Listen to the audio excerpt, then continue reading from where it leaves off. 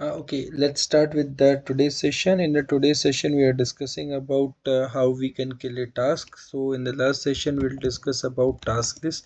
So when we press task list slash verbose, it will give us the list of the tasks that are running in the system. So now our first task to kill a process is to find the process ID.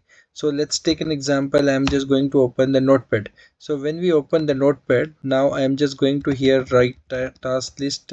After that, I need to find the process ID as find str, and the process ID I just want to find is notepad.exe. So here I just want to point it out. When people are writing notepad.exe, it will not showing you the detail. I just pressed here, it will not show any process ID. It doesn't mean that notepad is not running. So actually the process name is notepad.exe. So when I just pressed enter over here, it will show me the notepad process ID. You can find any of the process ID that name and based on that you can find the process ID. Okay, now you find it. Now you find the process ID. You want to kill the task.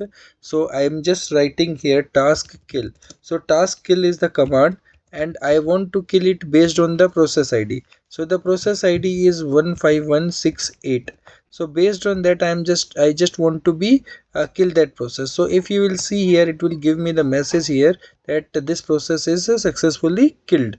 Okay, so and that send the terminal signal and the process is killed with the process ID this one. So now another part, I again open this one.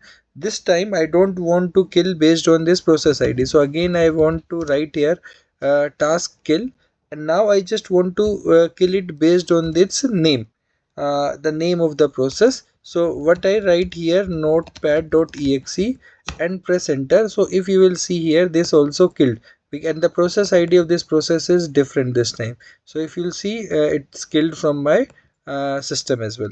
So there is one more way. So sometime what happens, we normally do these things. We When we open the control panel and all, we forcefully kill some of the processes.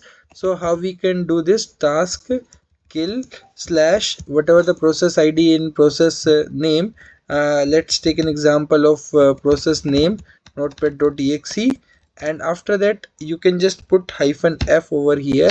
So this is the command that forcefully kill that process.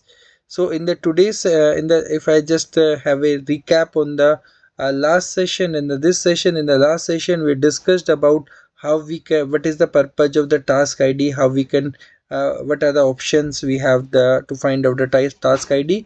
In this section what we did, we will find the process ID, and with the help of the process name, how we can kill a process with the help of command line.